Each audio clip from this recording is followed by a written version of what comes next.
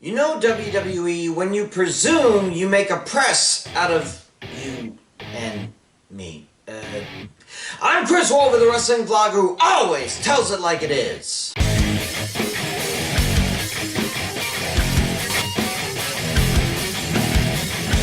It takes cojones the size of wrecking balls to call any match the greatest wrestling match of all time before it even takes place. And of course, greatest is very subjective. A great match to someone might be meh to someone else. Of course, that's nothing new in this world. I mean, one political party will call a new president-elect the best POTUS ever if they're in their party, and the worst if they're in the other. It's all subjective, and quite biased, I must say. But no, they heard the gaffe that Renee Young came up with when Randy Orton challenged Edge to a straight-up wrestling match, and they ran with it as this year's Backlash subtitle.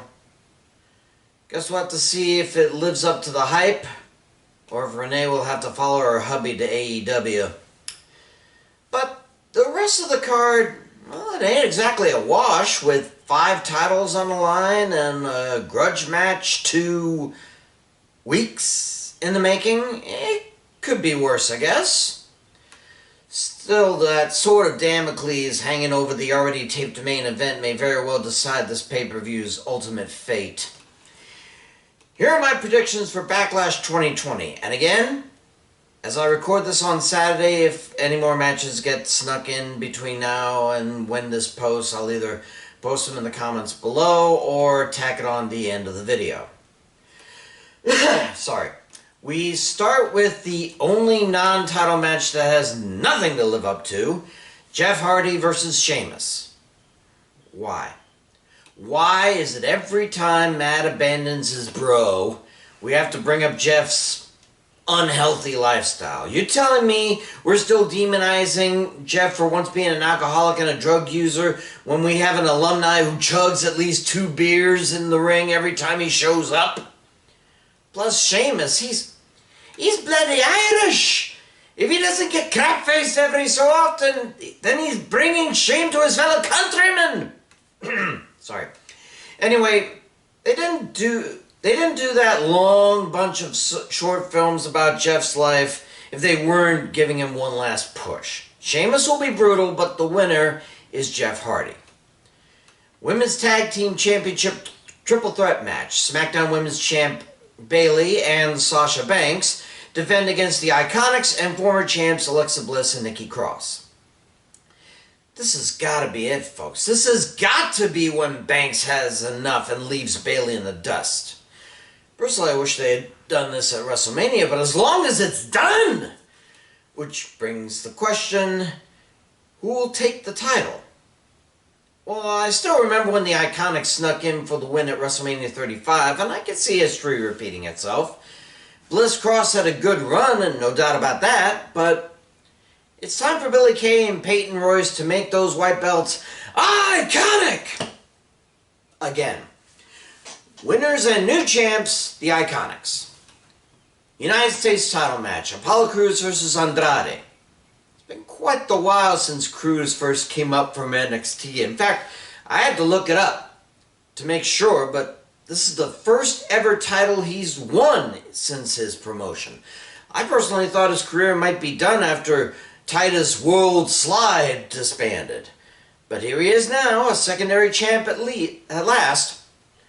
As for his opponent, he had his chance. Several no-shows at key events have more or less disqualified him from holding that title that he barely defended to begin with. It's Cruz's time to shine, and if they take the title from him this soon after winning it, he might as well look for work elsewhere. I'm sure Zelina Vega and Angel Garcia will be there to cheat, but it won't do any good. Winner and still champ, Apollo Crews. Raw Women's title. Asuka versus Nia Jax. On the one hand, I get it. Jax is pissed that Asuka was handed the title after the man announced she was the mom. Jax may be a bully, but she is the irresistible force of the Raw's women division. She thinks she deserves the title more than Asuka. On the other hand, it wasn't Jax who won the Money in the Bank corporate ladder match last month.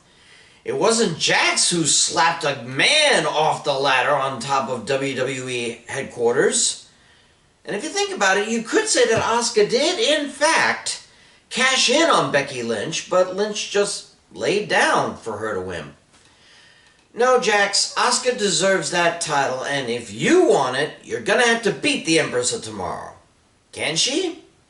Most definitely. Will she? Well, at this time, I don't think. Maybe at Extreme Rules? Asuka's on a high since WrestleMania, and she's gonna push it hard. Winner and still champ, Asuka.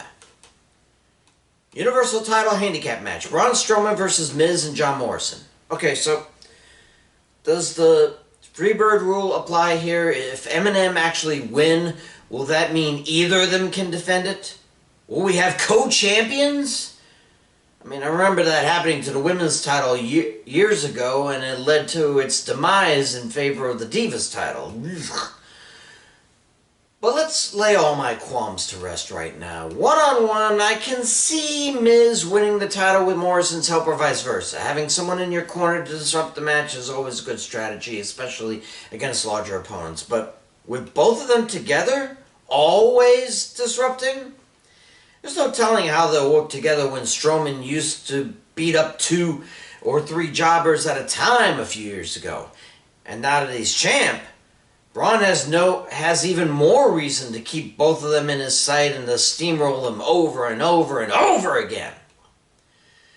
Oh sure, it looks like the odds are a bit one-sided, and they are. But not in the way you think. Miz, Morrison, grab a few more friends, then it'll be a fair fight. Winner and still champ, Braun Strowman. WWE Championship match, Drew McIntyre versus Bobby Lashley. Now look, Bobby Lashley does deserve a primary title push. He's never held one in the WWE, well, unless you count the ECW title, which I don't, making do with secondary belts. And yeah, he was gone for close to a decade for a while, there, just to try out the whole MMA stuff, but the guy still looks jacked, and with MVP coaching him, that will make things quite difficult for Mr. Talk Less Clay More. This should be the match of the evening, truth be told. McIntyre's speed matches Lashley's brute strength. A man who can get away with kicking Brock Lesnar's mush all those times has got to be as good against Lashley, who seems to share the same brute force mentality. Not that Lashley isn't fast, mind, nor McIntyre brutal when he need be. It's truly an even match, but I still think we'll be hearing the countdown like McIntyre was a SpaceX Falcon rocket taking off, and McIntyre will land safely as the champ. Winner and still champion, Drew McIntyre.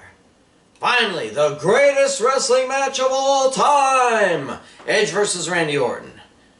Ooh, aren't we full of ourselves, Mr. Flintstone? But Orton and Edge were right. This is a very lofty goal to live up to, and if anyone can pull it off, well, they have a puncher's chance anyway. Remember that Edge hasn't been in a one-on-one regulation match for over 9 years.